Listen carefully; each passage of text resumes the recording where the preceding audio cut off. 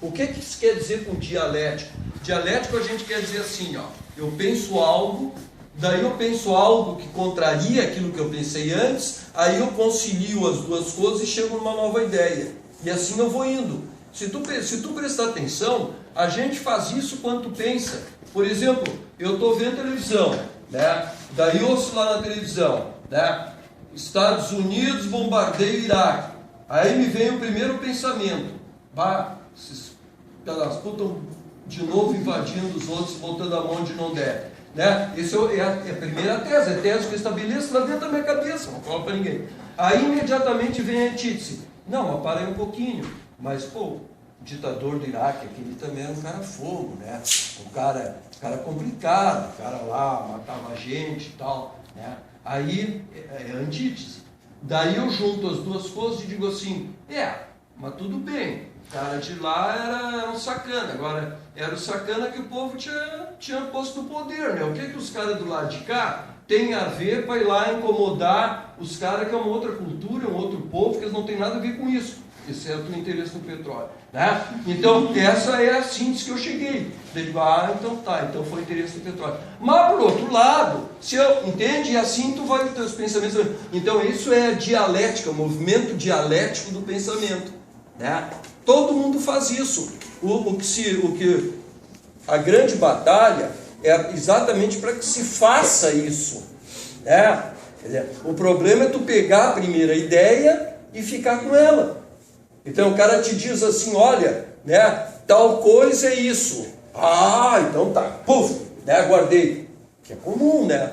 Mas quem me disse foi o fulano de tal, que é, pô, cara, eu entendi, cara.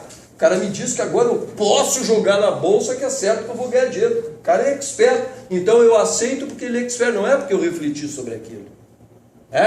Então, esse processo de reflexão sobre as coisas é o que leva à formação dos nossos conceitos, né? Que é o filosofar. Então, o processo dialético é um processo de pensar. Não é que tu diga assim, eu vou pensar dialeticamente. Tu já pensa dialeticamente, né? O que tu pode fazer é ir aprimorando a tua forma de pensar, examinando as coisas com mais ponderação, deixando assim os teus preconceitos de lado, né? Entende? A primeira impressão, olhei para aquele cara, não gostei daquele cara, aquele cara, não, espera um pouquinho, calma aí, tu nem falou com o cara, entende? Então isso aí é um processo dialético, né? Tu vai mudando o teu pensamento, né? O chato é tu receber uma ideia, cristalizar aquela ideia e deu. Não pense mais, que é o que a gente frequentemente faz, né? Principalmente com preconceito, né? Por isso o nome preconceito. Não é um conceito que tu desenvolvesse, é um preconceito que tu viste alguém, trouxeste, pegou, cristalizou, jogou lá dentro e acabou o assunto. Entende? Isso aí que é ruim, né? Eu acho que é ruim para a vida toda, né? Só paciência, né? Para tudo.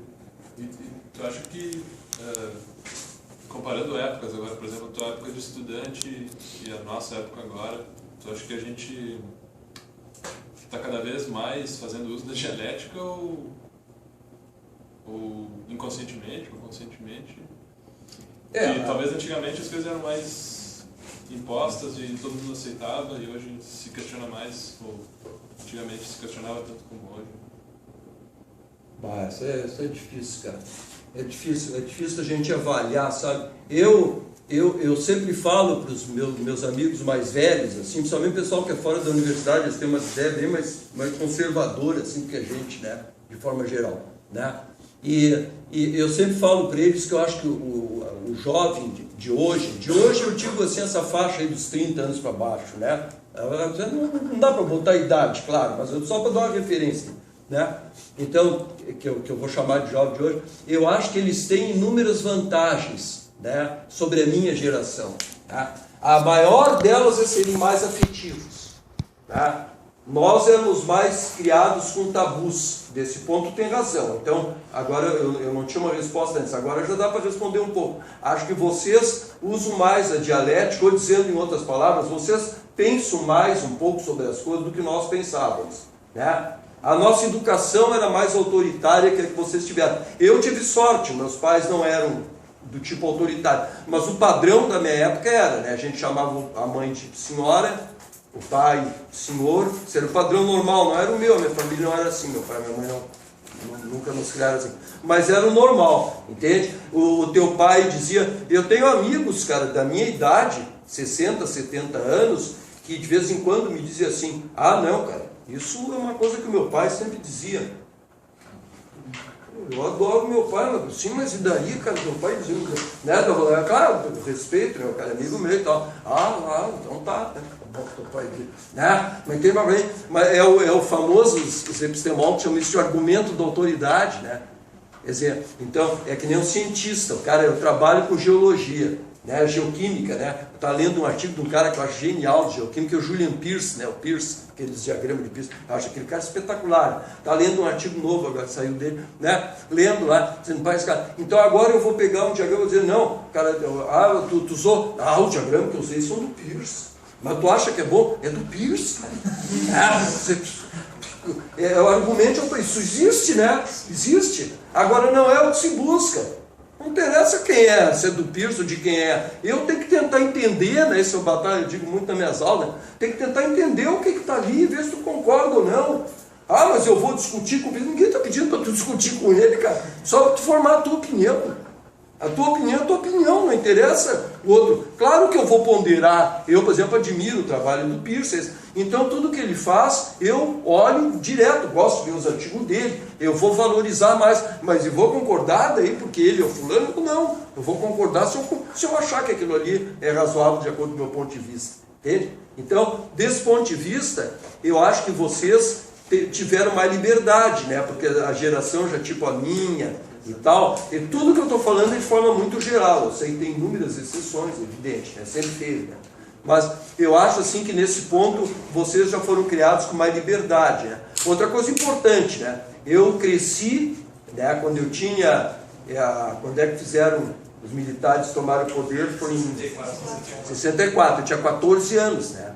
Então eu passei a minha dor, toda essa história dentro do diretório, né? A gente viveu um clima que, olha, eu hoje penso assim, custa acreditar que a gente tinha aquele tipo de coisa, de nós estar sentado ali no bar da filosofia, aquela turma, e ali era o diretório do Centro Acadêmico da Filosofia, né, da URGS, que os caras eram ali, o pessoal era um pessoal comunista, né, teórico, né, não tinha ninguém da luta armada, não tinha ninguém, né, de largar bomba, não tinha, nem se falava nisso. Agora os caras eram aguerridos, os caras eram marxistas, fervorosos, assim, né? Os caras do diretório da filosofia eram, né? Na geologia também tinha gente que era, entende? Era o cara que ia para a rua fazer manifestação, fazia panfletagem, e isso tudo era proibido, que hoje até eu fico pensando assim, mas será que era mesmo, cara?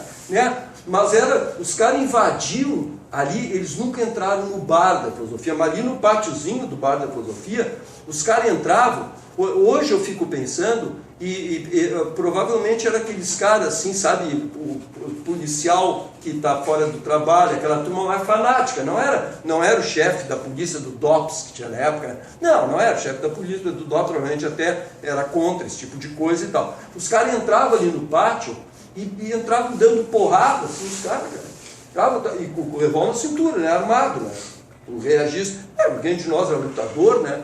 Aí o pessoal corria para dentro do bar e fechava as portas. Eu me lembro, eu fiz cena, eu vi uma vez uma menina, até o nome dela, Joyce, que era uma das líderes, assim, ela levou um tabefe na cara, eu lembro que me deu uma indignação, assim, sabe? Mas tu totalmente impotente, né? Porque os caras que estão fazendo isso estão num bando, são caras que são bandidos, né? Eu não sou mestre em artes marciais, são caras que são bandidos no sentido, assim, de capaz de fazer isso, e armado, né? Com o revólver na cintura, vai fazer o quê, cara? O estudante com o topacinho embaixo do braço, né? Entende? Então essas coisas eram comuns, né? Tu ser atacado na rua, incrível. Uma vez os caras, um colega meu que era do diretório, eu não vou dizer os nomes, porque é capaz é melhor não se revelar, que era amigo meu, ele veio isso para mim assim, Lauro, tu guarda para mim uns documentos. Eu digo, como assim, cara, guardar? É documento do diretório, do centro acadêmico, que tem no diretório. Até isso, eles proibiram o nome de centro acadêmico e mudaram. Deixou de ser CAEG por determinação do governo militar, né? Aí eles disseram que não podia mais ter centro acadêmico. E aí os caras chegaram e disseram, tu guarda esses documentos aqui. Desse, não, isso aí é documento nosso, do diretório, e é tudo, eu já te aviso, assim, é jornal comunista, coisa assim. E nós estamos com medo que os caras disseram que eles vêm aqui hoje de noite, vão invadir o diretório. Os caras invadiam de noite, né? Invadiam, chegavam, prendiam, né? Prendiam, levavam, tinha gente que desapareceu, assim, né? Eu não tive nenhum colega que desapareceu, mas desapareceram, né? Desapareciam, né? Provavelmente foram largados em algum lugar aí, mortos, né? Então eram coisas que aconteciam hoje, parece mentira, cara. Mentira, eu quero imaginar um troço assim, né? Mas era corriqueiro. Então eu lembro que eu peguei os documentos, levei para minha casa, louco de medo, né, cara? E botei lá na minha garagem, né?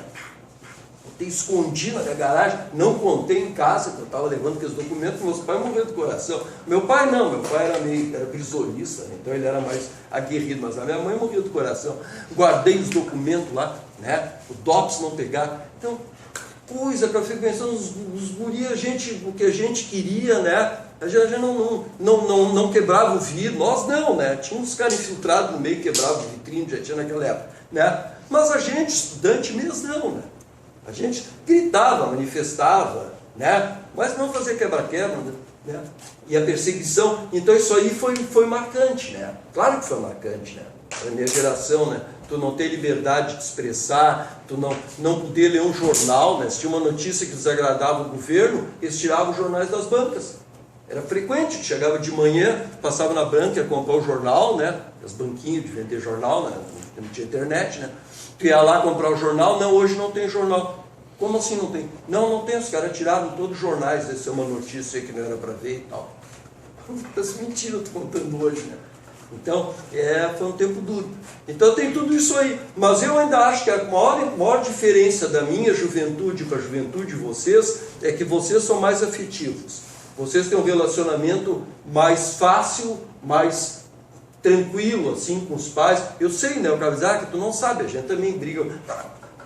Evidente que eu sei, também sou pai, né? Entende? Mas o relacionamento é mais espontâneo, mais afetivo. Vocês são mais capazes de mostrar afeto do que nós éramos no nosso tempo. No nosso tempo a gente era muito retrancado, sabe? Muito cheio de tabu, muito cheio... A situação da mulher, então, né? A situação da mulher mudou radicalmente, né? Radicalmente. As mulheres no nosso tempo, assim, as que iam estudar geologia eram verdadeiras heroínas, né? Porque era complicado, né? Hoje em dia não, né? As meninas vêm cheias de menina na turma. No meu tempo tinha... A minha turma foi a grande, teve a felicidade de ter 2 meninas que entraram, 30 homens, 2 meninas. A turma anterior não tinha nenhuma, a turma do meu irmão, se formou 4 anos antes de mim, tinha uma menina, entende? Então eram raríssimas as meninas. Aí era uma vida dura. Tinha inclusive alguns professores que destratavam, assim. As meninas criticavam. Pô, o que tu quer aqui? O que tu quer de unha pintada? Vem fazer o que aqui? Isso aqui é geologia para macho. Frases comuns. Então, para os homens foi tranquilo, né? Nesse ponto de vista não tinha problema. Agora, para a mulher foi... Né? Então, eu acho hoje, algumas vezes as pessoas mais velhas gostam de dizer assim, puxa, que saudade do meu tempo que eu era jovem. Eu digo, pessoal, não tenho, cara. Eu gostei muito daquele tempo, mas acho que hoje está melhor. Tem vários problemas, mas acho que está melhor. E eu acho que um dos aspectos é esse. Acho que a juventude hoje, com todos os problemas que eu sei que ela tem, né, que vocês têm, né, natural, mas eu acho que vocês estão melhor do que a gente estava. Vocês vivem num mundo com menos tabus, com mais liberdade, cheio de defeitos, cheio de desigualdades, que eu acho que são muito sérias, né, principalmente aqui no Brasil, mas no mundo todo. Uns lugares mais, outros menos, mas todo mundo. Né. Agora, pelo menos tem mais... Está melhor, eu acho que está melhor. Agora, se vocês usam mais dialético lá, eu já não sei. Sem querer, a gente... sem querer, eu acho que a gente se usa mesmo. Mas quem sabe, né, professor, uma questão para a gente melhorar esse ponto de vista que a gente está debatendo, até pelo que eu tenho vivenciado nos últimos tempos e do que você está falando, eu vejo que para a gente melhorar a reflexão, a importância da reflexão, quem sabe seria uma maior difusão da filosofia, colocá-la mais como uma disciplina básica dentro do próprio ensino fundamental. A filosofia, a gente tem uma maior popularização dela, eu acho, né? Eu concordo. Eu concordo. Eu até, uma época, eu pensei em... Eu externei essa ideia, assim, mas nunca de batalhar, assim, aos lugares que eu pertenço, assim, a científicos, né, que eu tenho oportunidade, assim, de falar, às vezes, né, de começar, eu já comecei a defender essa ideia, mas eu também não frequento muito os lugares que eu podia ir, assim, né, que eu faço parte, mas eu não tenho muito saco para ir, né, então eu não vou. Mas de defender exatamente isso, né, que os filósofos passem a fazer parte mais do nosso meio. Isso é um passo para a solução, né, mas não é a solução, porque os filósofos são que nem nós, né.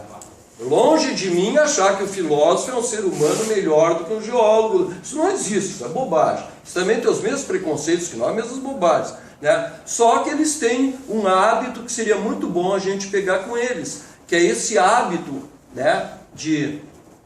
Eu sempre termino falando mais do que eu gostaria, mas assim, ó, eu vou dar um exemplo para vocês. Eu fui assistir as primeiras aulas de filosofia na pós-graduação. Especialização é mais tranquilo, assim, pé no chão. Mas lá no pós-graduação de filosofia, os caras partem do pressuposto que tu é filósofo, então o pessoal sai lavrando mais em cima, né?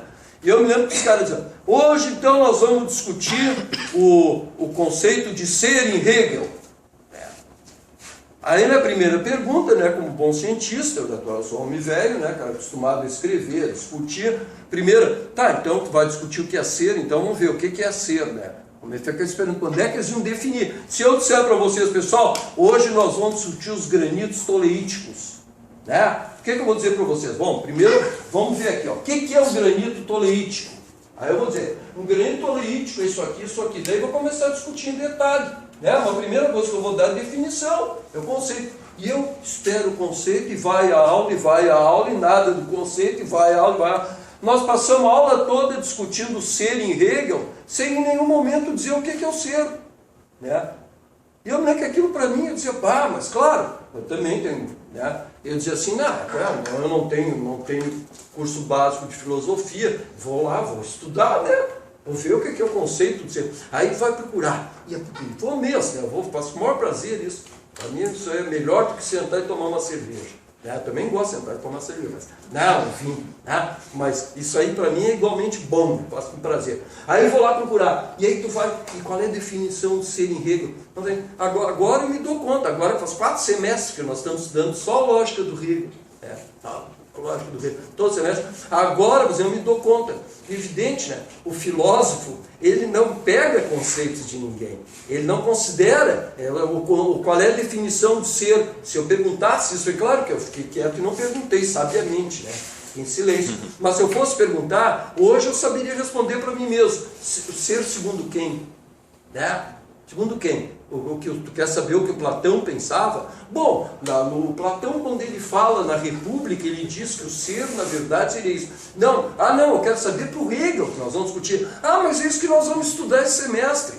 O ser para o Hegel. Como é que eu vou definir o ser? Nós vamos estudar isso. Isso aqui no livro, ó. O livro A Ciência da Lógica, a gente está lendo um livro dessa grossura, né? O ser é a primeira parte do livro, ele discute dentro o que é o ser para ele, né? Então, o ser é aquilo que é, o ser é aquilo que é, né? Então, e a filosofia tem isso de extraordinário, quer dizer, ela não fixa nada, ela não te dá um parâmetro que nós vamos, pessoal, vamos discutir os minerais, né? Vamos chamar de quartzo aquele negócio que é CO2 e que tem essa forma cristalina aqui. Isso aqui é o quartzo, tá bom? Então tá, legal. Então isso aí é o quartzo, né? A forma cristalina tal, a forma dele é CO2. Pronto, né? Entende? Tá definido. Vamos adiante, né? Não, na filosofia tu nunca chega a nada, entende? Nunca chega a nada, eu estou falando no bom sentido, né? Quer dizer, tu está sempre discutindo o termo, tu está sempre pegando o conceito e evoluindo o conceito. E tentando entender o conceito, e à medida que tu tenta entender, vai se dando esse processo dialético, né? De novo, tu diz assim, por exemplo, então entendi. Então, para o Hegel, o ser é aquilo que é, né? Não, mas parei um pouquinho. Mas, e a saudade? A saudade, ela será que é um ser? Não, mas a saudade, entende? Isso aí é dialética. Eu estou colocando a negação do que eu pensei e estou evoluindo o pensamento. Tese, antítese, síntese. essa evolução, entende? Então, e isso aí que tem que ser provocado. Então eu acho sim que a gente tinha que ter filosofia. Agora, tem que ter a chance, que eu acho que hoje em dia é bem mais comum, de pegar alguém que não venha nos dar aula aqui para geólogos sobre a história da filosofia. Isso é muito bonito, mas é para quem quer ser filósofo, né? Nós não estamos interessados em saber quais são as diferenças entre o pensamento do Aristóteles e do Platão, né? Não. Nós queremos aprender a pensar, desenvolver o pensamento, né? Sobre as coisas, sobre, né? Aprender. Isso aí eu acho maravilhoso, né? Eu recomendo fortemente, assim, acho que seria um grande acréscimo. Sim, dentro de uma lógica multidisciplinar, isso aí. Isso mesmo. Trabalhar filosofia, mas o que interessa é geologia ou outras áreas. O pensamento em si, o que interessa a geologia é a filosofia em si, né? Entende? A filosofia em si. Mas eu digo para nós, o que não interessa muito é os detalhes do pensamento de cada filósofo. Isso aí não nos interessa, né? É o que muda do Gadamer para o Bernard, para o fulano, para o ciclano. Entende? Não. Agora, como é que evoluiu o pensamento? Por exemplo, a evolução do o que é o pensamento sistêmico, né? Eu me lembro daquele debate, a Dirce me disse um negócio que eu nunca tinha pensado, né? Ela disse assim, né? Vocês estavam no debate? Você me lembra que tal, né? Eu me lembro que eu falei qualquer coisa do pensamento sistêmico e a Dirce disse assim, o problema do pensamento sistêmico é que ele é muito bom como ferramenta, mas ele não responde os porquês. Eu fiquei pensando, boa crítica, né? E depois fiquei pensando naquilo, até agora quando encontrar a Dirce eu vou dar uma resposta para ela, mas eu já mudei a minha ideia. Esse é o processo dialético, entende? Né? Fiquei pensando naquilo e tal, eu vou dar uma resposta para ela, mas eu acho que a minha resposta ainda não é bem o que eu penso, é mais no sentido de encontrar uma nova síntese aí para resolver o problema. É bacana. Eu acho assim, em suma, né, sobre esse aspecto, né, eu acho que nós, na vida, nós assim como seres humanos, né, na vida, eu acho que tu ter o hábito de refletir sobre as coisas e procurar deixar a paixão que eu estou dizendo não é o amor, não é aquela coisa, isso aí não deve deixar de lado nunca, isso é maravilhoso, né? Mas eu estou dizendo a ideia apaixonada, aquela ideia apaixonada é ideia preconceituosa, né? Eu criei uma teoria na minha tese, assim, cara, eu tive que virar a noite sem dormir, mas a teoria que eu fiz, cara, aí tu te apaixona pela tua teoria. Isso cientificamente é péssimo, né? Tu te sentir feliz, tá bom, tá legal, curte um pouco, mas tipo, para com isso, cara, né? Então é nesse sentido. Então isso aí eu acho que na vida a gente tem que ser assim, aprender a botar a razão na nossa vida, não como a nossa mestra. A razão não é a palavra final, hein? Né? Como eu disse para vocês, eu sou um cara que tem fé também, né? Então para mim a palavra final está muito mais do lado da fé que na razão. Mas a razão é uma companheira indispensável. Aí na ciência, então, é fundamental. A sua aula foi uma aula de epistemologia, né? Mais ou menos. Qual aula, cara? Longe disso, né? Só explanação. Na física a gente tem uma cadeira de epistemologia da física. Eu não sei se existe no currículo da geologia uma cadeira assim. E tem uma mutativa, né? Tem. É do Ferigolo, né? Que da ciência, eu acho que é. E no pós é oferecido como tópicos especiais do Aldo, né? Do Aldo. O Aldo é um cara extremo, o Aldo é um cara que tem uma visão excelente disso. Epistemologia e história da ciência. Na graduação também ele tinha a mesma visão. Ótimo. O Aldo é muito bom, o Aldo tem uma visão excelente de filosofia. Essas cadeiras têm frequência, assim, o pessoal se interessa em fazer ela? Elas não abrem muito.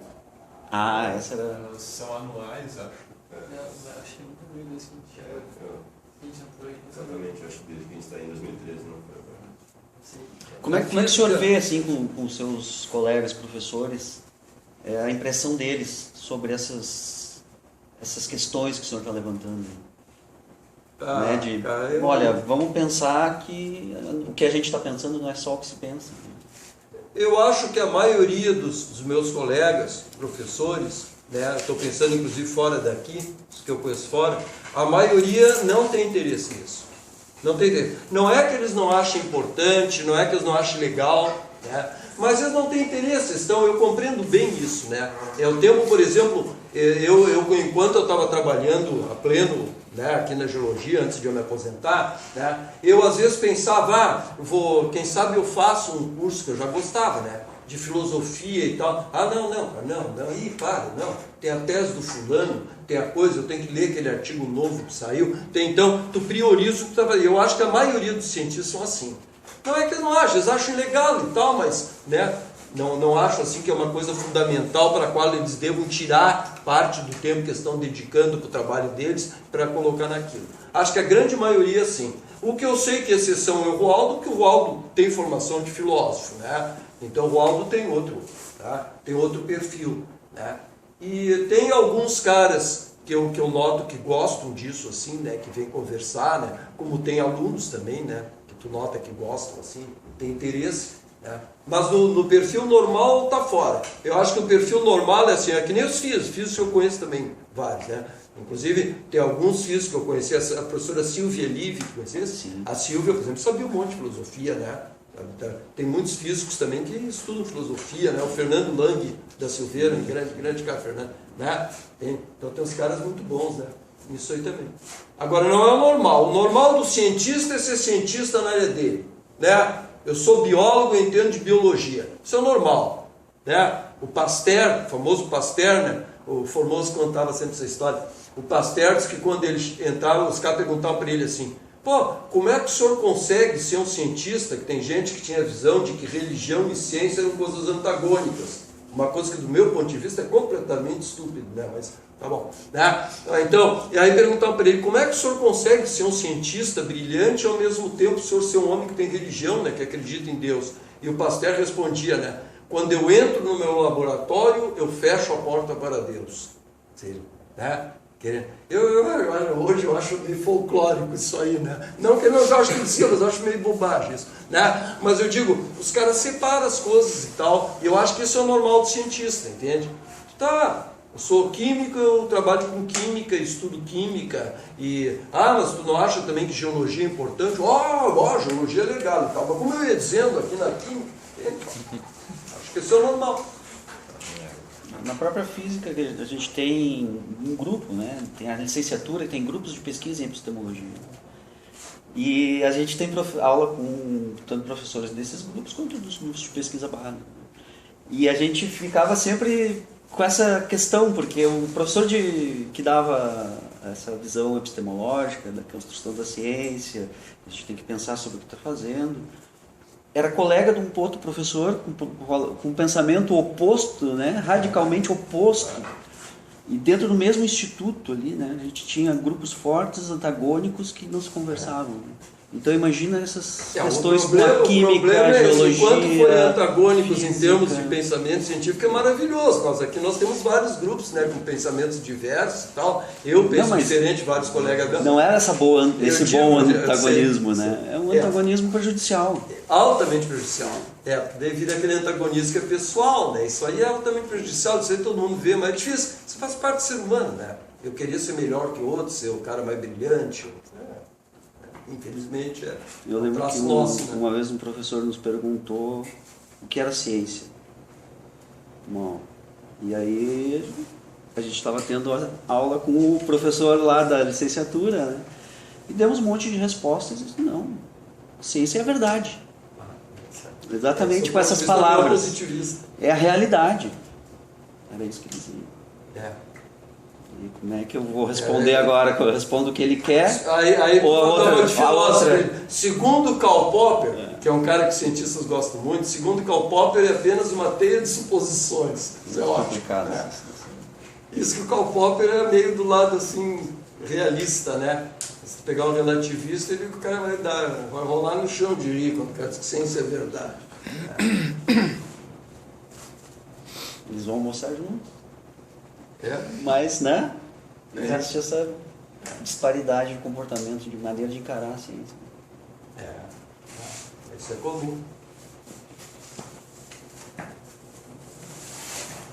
tem mais nada adicional. Acho que é isso aí. Só temos a agradecer, né? Valeu mesmo. Eu agradeço vocês também, adoro essas conversas.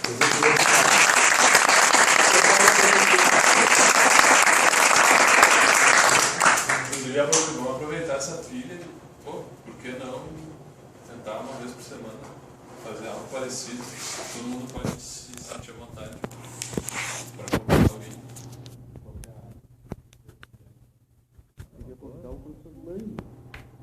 O Lang é uma figura. O Lang é o professor da física. Francisco Lang da Silveira. Ele é genial, fala muito bem.